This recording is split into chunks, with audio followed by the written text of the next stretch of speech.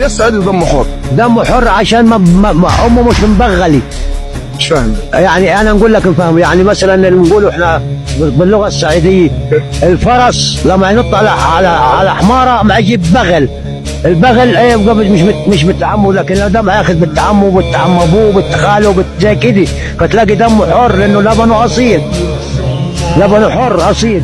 لكن بقى بلاد البحريه وكده زي ما اي واحده يتجوزها، لكن احنا لا، نسال ونقول له ده ولد مين ومن عيله مين ومن قبيلته، ونجيبوا تاريخ امه عشان اللبن بتاع امه ونشوفوه ردي ولا مش ردي.